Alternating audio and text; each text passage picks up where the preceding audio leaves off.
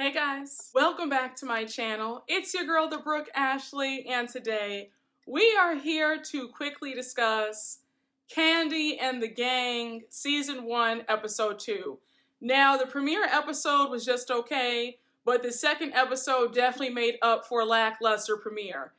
Things are heating up, we're getting to know the cast a bit better, we're being introduced to some more family members, and we're seeing how the dynamic truly is between the staff and then Kandi and the issues going on in her family. Now, what would an episode be without an outburst from Mama Joyce and her aunts?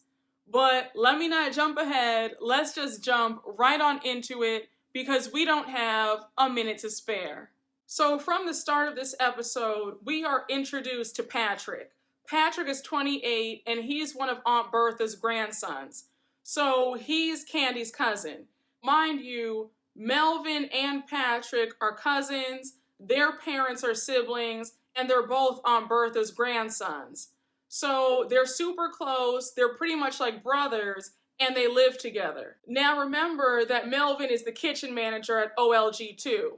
So Patrick is the parking lot attendant. He loves his job, he gets some good tips, he's very satisfied with his position, and he says that he wants to take over one day and be like the next Kandi. He wants to be making all the money and provide for the family. Now Patrick, while that's great to hear, I hope that you're not also cheap like your older cousin, because sis has a very hard time parting with the dollar. But we'll get to that in just a minute. We flip to the next scene and it is Brandon, the manager, and Dominique, the bartender, out on a date. Brandon is excited. He says that when he first saw Dominique, he loves her personality, he loves her charisma, he just loves the way she carries herself. Dominique shows up. She has a really cute dress on. I like the color. The heels were on point. The hair was on point as well. And she's excited to see where this could go.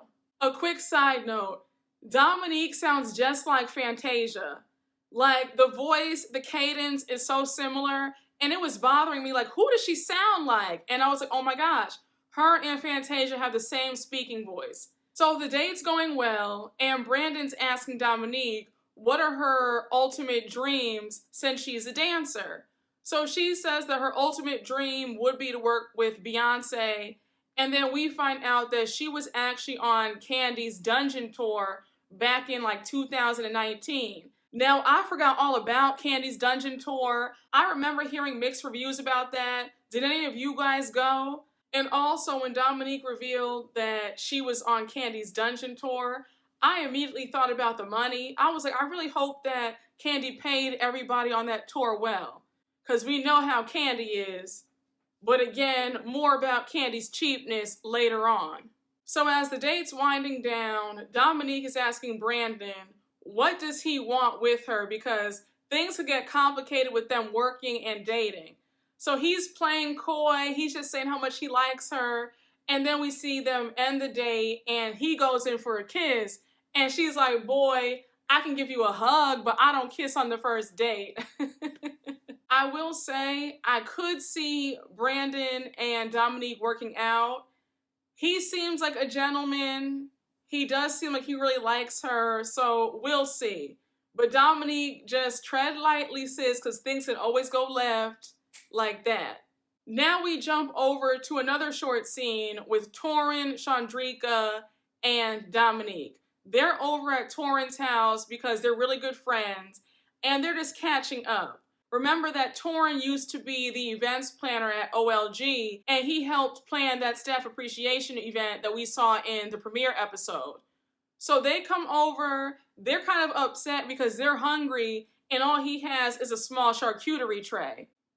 So I was like, now Torrin, I love you, but if you know that your friends are coming over, have a nice spread for them. But I will say that at least he did have a charcuterie tray, because we've seen on Housewives where these grown-ass women with millions of dollars, allegedly, will have people over at their home and they don't have one morsel of food or a drink of water. So at least he tried. He had some Prosecco and a nice little charcuterie tray that could only feed 2 people, but I digress.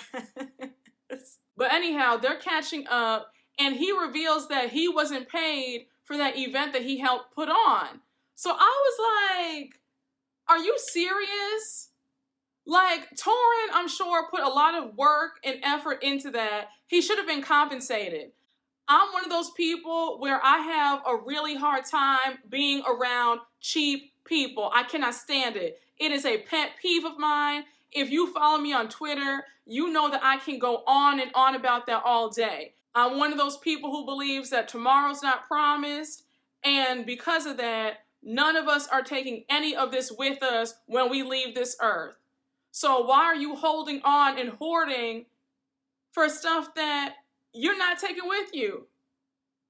It just drives me nuts when I see cheap folks. I can't stand it. People who have alligator arms, bad tippers, people who want to nickel and dime you when you're out at dinner. I can't stand it. I really, if you want to see me angry, be cheap. I can't stand it. Now, don't get me wrong. If you're cheap because money is tight, I can understand that. But I'm talking about people who have money and are tight with the purse strings. That is a pet peeve. The same way that you have bills, Kandi, everybody else has bills too. The rent is due, American Express is due. You need to pay people. And I'm tired of hearing about exposure and promotion and, well, you know, you're on TV. I'm sorry, but promotion and exposure doesn't pay the bills. I need a check. But that just really irritated me that she didn't pay him. Then Torrin says that Don Juan called him a few days ago to discuss if he wants to come back to OLG. So Torrin says the reason why he left OLG was because he felt like he was stretched a bit thin. I said, yeah, I'm sure she was working you like a dog and also not paying you properly. So yeah, Torrin, I would have left too. So now they changed gears with the conversation, and Chandrika and Torrin are trying to find out who Dominique is dating. Dominique is being coy, and I love it. I feel like when you're in the early stages of seeing somebody, don't tell anybody. Keep it a secret. Like, you don't have to tell anybody your business until you feel good and ready. Also, the fact that they all work at OLG, news like that spreads, so it's best to keep it as quiet for as long as you can. And I was laughing so hard when Chandrika said, yeah, I mean, everybody at OLG has dated each other. And then Torrin said, yeah, you know, maybe not dated, but, you know, like dipped and dabbled. And they were like, yeah, I'm sure you did. Now we jump on over to the next scene, and we see that Aunt Bertha is at home, and she's cooking all this soul food. Like, she has the fried chicken on deck, the mac and cheese, yams, collard greens, cornbread. Like, Mama was in there throwing down. I love it. I love it. So her grandson Melvin comes by. Melvin says that he loves coming by to see his grandma, and he loves helping her cook. So while Melvin is over at Aunt Bertha's, we see Kandi and Todd FaceTime them.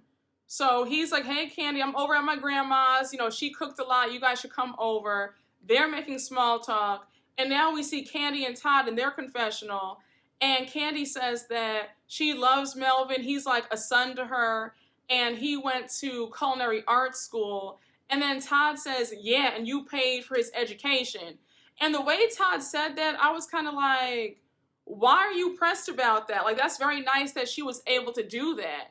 And obviously he's put it to good use since he's working for the family. But then I remembered how Todd treats his own daughter. He doesn't even want to buy his daughter nice things. He wants her to struggle and get it out the mud. So I wasn't surprised when he was like, yeah, and you pay for his education, like that's a bad thing. I have to say, Kandi and Todd are one interesting couple when it comes to money. Now we also find out that there's a bit of a rift in the family because Kandi's cousin Kim used to work as the manager at OLG. And she quit because she claims that Mama Joyce cursed her out. Now, Mama Joyce has a different side of things. She says that she was upset at Kim because not only did Kim quit, but she was trying to get the other employees to go with her. So Kandi wants Kim to come back to the restaurant, but she also wants to have a family intervention to get the family back on track. And I wouldn't be surprised if cousin Kim left OLG because she wasn't getting paid right either. So now we move on to the next scene, and when I tell you that I love Brian so much, like I'm obsessed. He is hands down the best cast member and the star of this show. Like he is just so funny. I love his look. Like Brian, if you watch my recaps, please let me know and like reach out to me. I would love to have you on. Like I am obsessed, okay?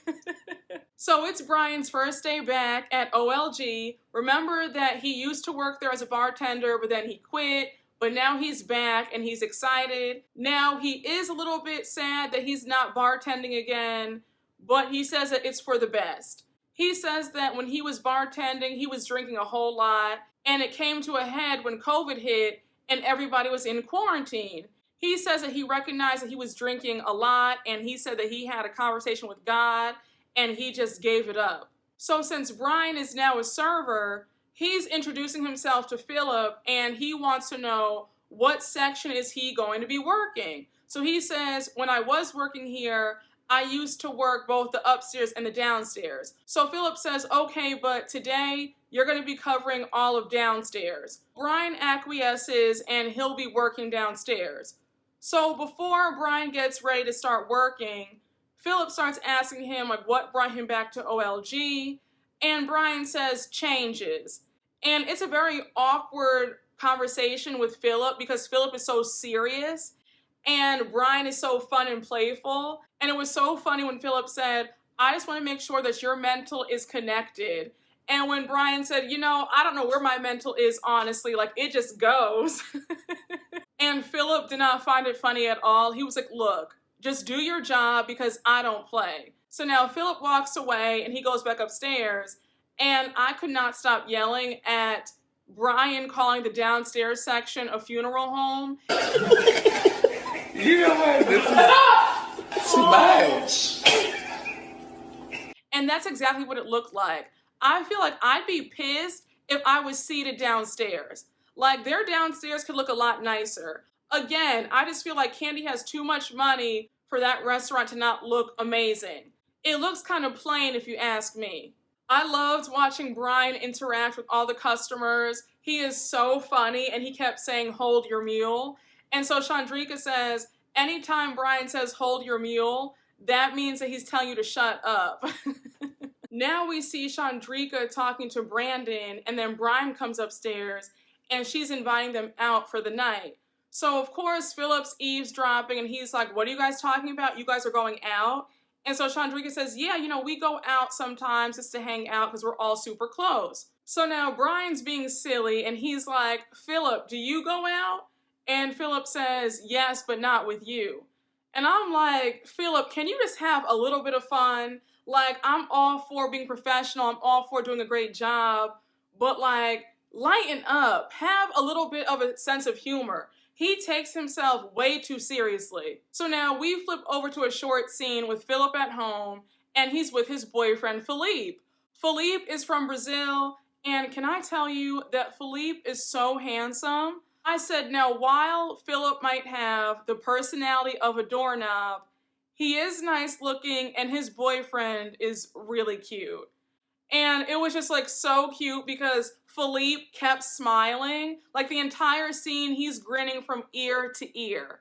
I was like, maybe he's nervous because of the cameras, but he just seems like he's just so fun and like so nice. And I think it's a nice balance since Phillip is such a hard ass and just so serious all the time.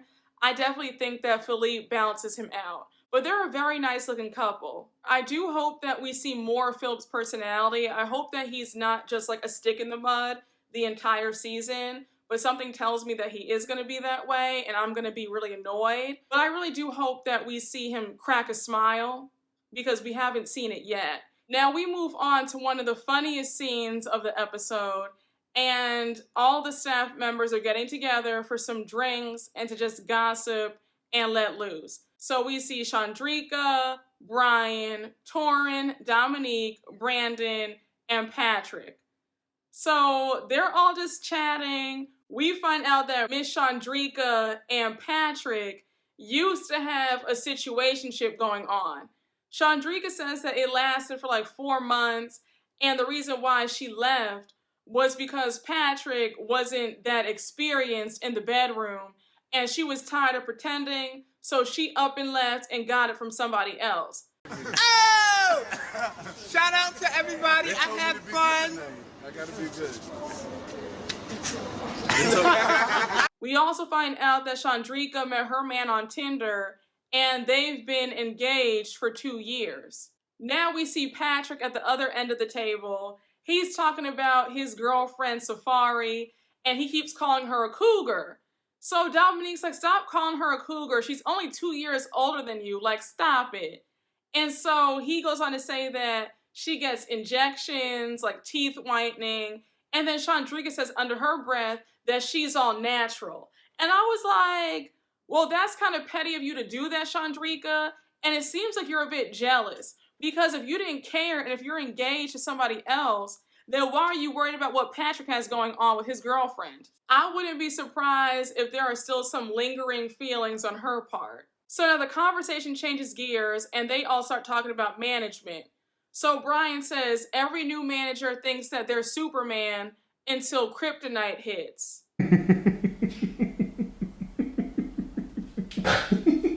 Now Chandrika chimes in and she says that OLG is messed up and the food doesn't even taste the same on different days. When I tell you I fell out, I said, what kind of establishment are Kandi and Todd running? How does the food taste different on different days? Y'all, I could not stop laughing. Then I really fell out when Chandrika brought up the wages. She's like, now minimum wage is $15 an hour. The folks at Family Dollar are getting paid $17 an hour, but here I am working for OLG getting $12.50 an hour. So they're all like, that's a damn shame. Like, not Family Dollar making more than you, girl. Now, Kandi, like I had said in the beginning, I don't understand why you are so cheap. I think that that is ridiculous that you are not even paying folks minimum wage. Why are you paying somebody in this day and age $12.50?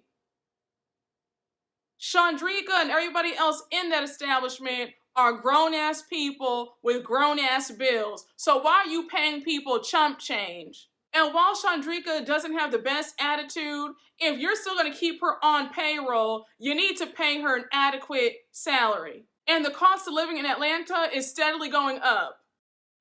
Price went up. Yesterday's price is not today's price. Yesterday's price is not today's price. Because my friends in the South are telling me, like, Brooke, I might as well come to New York because the prices are going up just like we're in the North. Now, what I will say, I don't think it was wise to say all this in front of Patrick. You guys know that Patrick is her cousin. He's loyal to his family. So you already know that Patrick was upset hearing them all disparage OLG. So now we move on to the big night of Kandi's family's intervention. And we see that Kandi's at her house. She has her cousin Weenie over. Mama Joyce is there. Kim is there. Aunt Nora's there. Aunt Bertha's there. And they are trying to sort out the issues. Kandi says that cousin Weenie is the peacemaker of the family. So she has cousin Weenie started off. Cousin Weenie says, look, hash it all out and let's just try to squash this. Kim says that ever since this restaurant opened, the family hasn't been right.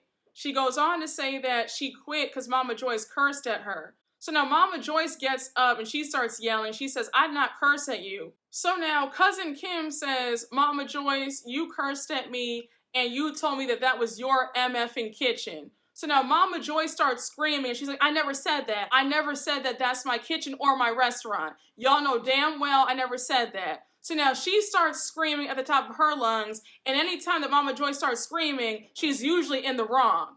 And Mama Joyce is always screaming. I mean, I just have never liked her attitude. I've always held a slight grudge with how Mama Joyce did Carmen. That was just so evil to me. And Carmen's mama should have said something to Mama Joyce because that was not right. How dare you threaten somebody else's daughter saying you're going to throw a shoe at them? Carmen didn't even do anything. That's the most crazy part about it. And the fact that Kandi didn't even check her mom. I would have never spoken to my mom if she would have done my friend like that for no reason. We wouldn't have been talking. But you know how Kandi is. When it comes to her mom, she refuses to say anything to her. Now, Kandi interjects and she addresses her cousin Kim. And she says, Kim, I love you to death, but I was really upset when I heard that you were telling people to come with you. So Kandi says that she heard this from Aunt Nora. So Kim says, I never said that, and Aunt Nora wasn't even there. Now Aunt Nora jumps in the mix and she starts yelling. She says, well, that's what I was told. So now Kim and Aunt Nora get into it. Aunt Nora stands up like she wants to fight. I'm like, y'all don't have any better way to communicate with each other? It has to result in screaming, fighting, and about to fight? So now cousin Kim starts screaming at the top of her lungs and she's telling Aunt Nora to go to church. Y'all, I can't even imitate how she said it because I was in tears. Like, I had tears streaming down my face. Like, she just kept screaming out, go to church, go to church. I said, this is such a mess. And they should all be embarrassed to be on national TV acting like this. So Aunt Bertha is appalled. Kandi's also upset. She's trying to calm everybody down. And then Kim says, look, I love my aunts. I respect y'all. But it was just a misunderstanding. Like, I would never say, come and leave with me. So now Aunt Bertha says, now that everybody's okay, Aunt Nora and Kim, why don't you guys give each other a hug? So Aunt Nora says she needs to stay away from me. And then Kim says, yeah, I don't want to hug her either. I was like, Aunt Nora, you're like, what, 80-something? The fact that you don't have the maturity to give your niece a hug, like you're that angry? I just said, what a mess. Like, what a mess. It didn't seem like anything was solved, in my opinion. It felt like they were still angry at each other, but they just wanted to stop fighting. And if one of my aunts ever said to me that I have to stay away from her, we would never speak again. I would have said, you know what, sis? You know what, I'm not even going to say what I would have said. But yeah, I would have walked out. That whole intervention was so chaotic. Like, why can't anything ever go smoothly? Why does it always have to result into a fight? But now we get to the last scene of the episode. Everybody is back at OLG and we see Patrick and Kandi talking. So Patrick is running his mouth about how he went out with his co-workers last night and they were discussing the restaurant and what they don't like about it. So he's like, yeah, I mean, a few people were complaining about their pay. So Kandi says, what? Like, really? And I'm like, girl, don't act surprised. You're not even paying minimum wage, so please wipe that confused look off your face. So he finally reveals that Chandrika was complaining about her paycheck. So she says, well, the reason for that is she's never here. And I'm like, while that might be so, Kandi, the fact that you haven't fired her yet, you obviously find some value in her, then why don't you pay her adequately? It's ridiculous. Now we see Torn at the restaurant. He's meeting up with Don Juan, and Don Juan says that he has mixed feelings about Torn being back, but he's also excited because he does look at Torn like a little brother. So now Don Juan says, why don't you go to the event space, check it out, and try to introduce yourself to Phillip. So now Torn goes over to the event space, and Phillip is there on his laptop, and baby, I mean, this interaction went all the way left. Torn introduces himself. Phillip is super dry. Torn's trying to get to know Phillip, and Phillip's like, I don't have to explain myself and what I do to the employees. Like, that's not my job. And I was like, Phillip, why can't you just introduce yourself and be pleasant? Why do you need to come off the bat with a nasty attitude? While I'm always here for being professional, there's a way to do things. You can still be professional and friendly. And Phillip needs to learn that immediately. Otherwise, he's going to turn everybody off. And it's going to be a struggle if nobody on the staff likes him. Phillip is coming across as an asshole, and it's not a good look. But it's really a shame that Torn and Phillip are starting off on the wrong foot. But y'all, that's where the episode ends. This episode was pretty good. Definitely a step above the premiere episode. I'm actually looking forward to the rest of this season. And I think that Kandi's spinoff might actually be a bit interesting. That will be a first because I've never found her other spinoffs to be interesting at all. But as always, thank you all for watching. I hope you all enjoyed. And please make sure to like, comment, and subscribe. And I will see you all later. Bye.